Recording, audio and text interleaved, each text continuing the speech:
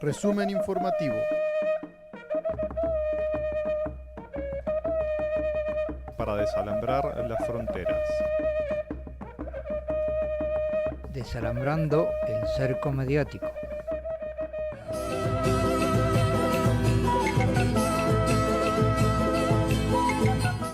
Colombia. Llueve o truene, el paro se mantiene. El Comité Nacional de Paro informa que el paro nacional y las movilizaciones continúan. Brasil. El retorno de Lula a Brasilia inquieta a Bolsonaro. El Salvador. Protestas por destitución de magistrados y fiscal. Perú. Debate en Cajamarca. Los hitos del encuentro entre Pedro Castillo y Keiko Fujimori. Puerto Rico. Exigen la implementación del estado de emergencia por violencia de género tras 2 femicidios. Argentina.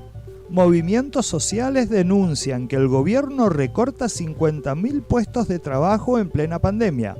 Un nuevo manifiesto por la soberanía, el trabajo y la producción. Bolivia. El presidente Arce acusa a la derecha de buscar desestabilización y llama a hacer respetar las mayorías. Resumen de noticias del Comité de Solidaridad Latinoamericana en Mendoza. Colombia. Llueve o truene, el paro se mantiene. El Comité Nacional de Paro informa que el paro nacional y las movilizaciones continúan. Este martes 4 de mayo se registró una nueva jornada de protestas en el país.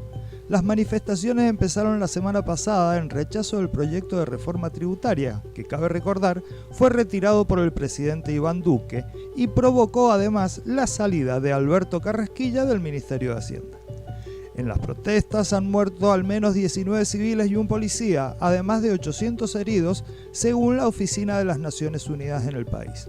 La mayoría de las muertes se han producido en Cali, pero según este organismo también ha habido fallecidos en Ibagué, Tolima, Pereira, Risaralda, Soacha y Cundinamarca. La comunidad internacional condena el uso excesivo de la fuerza policial contra los manifestantes en Colombia. A la advertencia sobre la violencia hecha por organizaciones humanitarias y varias ONGs se sumaron este martes la Unión Europea y la Organización de Naciones Unidas. La Unión Europea condenó la violencia de las fuerzas de seguridad colombianas contra los manifestantes y pidió que se lleve ante la justicia a los responsables de la represión. Las Naciones Unidas también se pronunció sobre el tema y pidió calma ante la nueva jornada de protesta de este miércoles. Recordamos a las autoridades del Estado su responsabilidad de proteger los derechos humanos, incluido el derecho a la vida y a la seguridad personal, y de facilitar el ejercicio de derecho a la libertad de reunión pacífica, sugirió el portavoz de la Oficina del Alto Comisionado de las Naciones Unidas para los Derechos Humanos. Brasil. El retorno de Lula a Brasilia inquieta a Bolsonaro. Lula llegó a Brasilia para reunirse con líderes políticos en su primer viaje tras el fallo del Tribunal Supremo. Respaldado por encuestas que lo dan como favorito de cara a las elecciones presidenciales del año que viene, Luis Ignacio Lula da Silva desembarcó este lunes en una Brasilia que lo aguardaba con expectativas. Se trata de su primer viaje a la capital desde que el Supremo Tribunal Federal hizo justicia, no siempre lo hace, al restituirle sus derechos políticos luego de anular las causas en su contra. La ida de Lula a Brasilia se inscribe dentro de sus esfuerzos para garantizar que haya más vacunas para el pueblo brasileño y para que el gobierno vuelva a pagar la asistencia de emergencia de $600 a todos los brasileños en situación de pobreza y vulnerabilidad social, dijo Aloysio Mercadante, planteando que lo electoral es secundario en este viaje. El Salvador. Protestas por destitución de magistrados y fiscal. Concentrados en el Monumento a la Constitución, cientos de salvadoreños manifestaron el rechazo por las decisiones a puerta cerrada de la destitución de los magistrados de la Sala de lo Constitucional y del fiscal general de la República, Raúl Melera, de manera irregular durante la primera sesión plenaria de la Asamblea Legislativa. Nayib, fascista, vos sos el terrorista, corearon los ciudadanos que, sin titubeos, calificaron de golpista tanto al presidente de la República, Nayib Bukele, como a las diputadas Sueci Callejas, quien fue la que ingresó la pieza de correspondencia para la destitución de los magistrados. La decisión desde la lectura de los manifestantes y de gran parte de la comunidad internacional es un golpe de Estado a la democracia.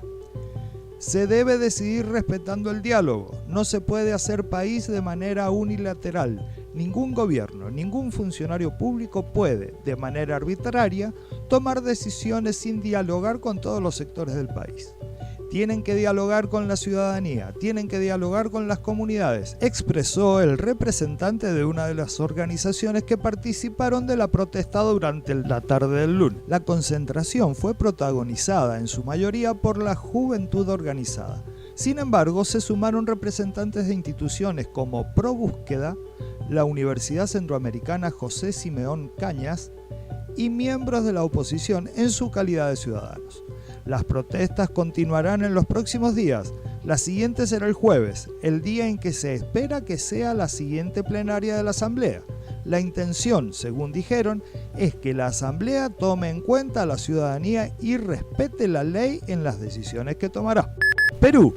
Debate en Cajamarca. Los hitos del encuentro entre Pedro Castillo y Keiko Fujimori. Fue un debate intenso, pero quedaron varias dudas por despejar. En el encuentro de los candidatos se dijeron de todo y lanzaron al aire varias propuestas, aunque no las aterrizaron.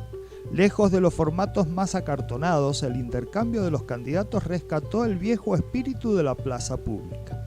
Fue un debate diferente a los que hemos estado acostumbrados, con parcialidades bulliciosas y moderadores que se lucieron no por su afán de protagonismo, sino debido a su eficiente y sobria labor. Y también hubo muchos intercambios entre los contendores que le pusieron sazón y picardía a la jornada. Al final, las preguntas que los ciudadanos tenían no llegaron a ser despejadas. ¿Acaso se sumaron nuevas dudas? 5 fueron los temas abordados: reactivación económica, seguridad ciudadana, lucha contra la corrupción, salud frente a la pandemia y educación. Cada quien tuvo 5 minutos para exponer, con opción a réplica. En sus apelaciones finales, Fujimori expresó: he querido venir hasta aquí para decirle al señor Castillo basta de mentiras, basta de infundir odios, miedos, venganza. Y sobre todo he venido a decirles no te corras. Pedro, no te corras. Castillo respondió: no me voy a correr como se corrió su padre en el mismo régimen fujimorista. Querido pueblo, llamo a la más grande unidad. Si bien es cierto, estamos en la cuna de las rondas campesinas. Saludo al pueblo peruano por asumir una responsabilidad. Hoy es momento de elegir a un hombre del pueblo y no a sus verdugos. El ambiente de la plaza pública hizo que los postulantes tuvieran más una actitud de mitin. Un refrescante giro de los formatos más acartonados que se han visto en versiones anteriores. La calidad de las propuestas es otra historia. Puerto Rico. Exigen la implementación del estado de emergencia por violencia de género tras 2 femicidios. Los cánticos, ni una menos, viva nos queremos, y estamos puestas pa'l problema, estamos hartas del sistema, retumbaron nuevamente frente a la fortaleza, hasta donde llegaron ciudadanos para pedir acción de la administración de Pedro Pierluisi ante la ola de violencia de género que arropa la isla. Cientos de puertorriqueños y puertorriqueñas respondieron al llamado de la colectiva feminista En Construcción, organización que inició hoy un plantón feminista contra la violencia machista en respuesta a los 18 femicidios reportados en lo que va del año. El pasado jueves fueron asesinadas Andrea Ruiz Costas y Keisla Rodríguez Ortiz. El cuerpo de Andrea fue encontrado parcialmente calcinado en Calley el jueves. Su expareja confesó el crimen.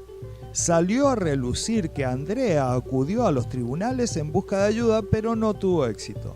La última querella de violencia que solicitó fue el pasado 26 de marzo, pero la jueza Ingrid Alvarado no encontró causa para arresto contra el individuo. El cadáver de Keisla fue hallado en la Laguna San José, tras ser reportada como desaparecida por sus familiares el jueves. Entre los reclamos expresados durante la manifestación están el que las agencias pertinentes le den prioridad a los casos de violencia de género, que se realice una campaña educativa y de prevención y que se implemente la educación con perspectiva de género en las escuelas del país. El Senado aprueba proyecto que tipifica femicidios y transfeminicidios como asesinato en primer grado. Durante la sesión ordinaria, el Alto Cuerpo aprobó hoy un paquete de medidas dirigidas a combatir la violencia de género. Argentina.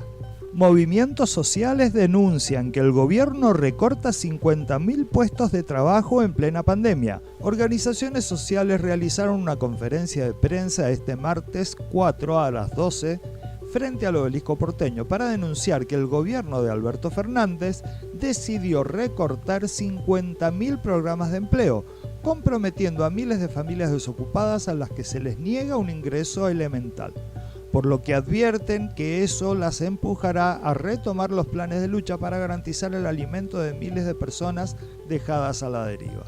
Además sostienen que la baja de los programas Potenciar Trabajo afectará centralmente a trabajadores y trabajadoras esenciales que vienen realizando tareas en comedores y merenderos, así como poniendo en funcionamiento cuadrillas de salud que acompañan a miles de familias en barrios y villas del país. Sin trabajo, sin alimentos y sin vacuna, no dejamos la calle y el derecho a reclamar, remarca. El presidente Alberto Fernández se dirigió al país el viernes pasado anunciando nuevas medidas de restricciones a la circulación, al tiempo que describió la gravedad de la situación sanitaria que golpea al país, especialmente a los y las trabajadoras y los sectores populares afectados por la crisis social y económica. En paralelo a estas declaraciones y a pedir que la gente evite la circulación, el mismo gobierno decidió en las últimas horas recortar los programas de empleo a miles de familias desocupadas de los barrios más empobrecidos del país. La razón de esta medida es ajustar los recursos, como en otras áreas, para pagar la deuda externa y los pagos inminentes de acreedores internacionales, tal como lo pide el FMI, sostiene. Un nuevo manifiesto por la soberanía, el trabajo y la producción. Al cumplirse un año de la presentación del primer documento, organizaciones sociales, gremiales y políticas actualizaron su compromiso en un acto en una fábrica recuperada. Apoyo crítico al gobierno y fuerte llamado a ampliar la unidad para enfrentar la concentración de poder, la crisis y la pandemia. En este 1 de mayo, frente a la profundización de las condiciones de pobreza y precariedad laboral amplificadas por el recrudecimiento de la pandemia, estamos convencidos que reafirmar nuestro manifiesto por la soberanía, el trabajo y la producción imponen hacer realidad las siguientes propuestas. En el Día Mundial de la Libertad de Prensa renovamos la defensa de la información como bien común y derecho colectivo. La sociedad necesita y debe estar informada. Desde el CIPREVA luchamos por los salarios justos, condiciones dignas y pluralidad de voces para informar. La distribución equitativa y racial de los recursos, cualesquiera fueran, tienen que ver con la igualdad y con la justicia equitativa. Bolivia. El presidente Arce acusa a la derecha de buscar desestabilización y llama a hacer respetar las mayorías. El presidente Luis Arce estuvo en Santiago de Macha, Potosí, y desde esa región llamó a la unidad de los sectores sociales. Estamos trabajando, dijo, en lo que el pueblo quiere: democracia, tranquilidad y progreso. En Potosí, y en el día de posesión de las autoridades subnacionales, el presidente Luis Arce llamó a la unidad de los sectores sociales y a hacer respetar nuestra mayoría frente a una derecha que busca, dijo, la desestabilización. La derecha no duerme, hermanos, la derecha está ahí, quiere desestabilizarnos, por eso, más que nunca, unidad, hermanos. Tenemos que demostrar a esa derecha que con esta montera y con esta vestimenta indígena no se juega. Somos mayoría y como somos mayoría haremos respetar nuestra mayoría en la votación, sostuvo. Arce insistió en la unidad de los sectores sociales y destacó que en este momento el pueblo quiere democracia, tranquilidad, progreso y en eso, sostuvo, estamos trabajando.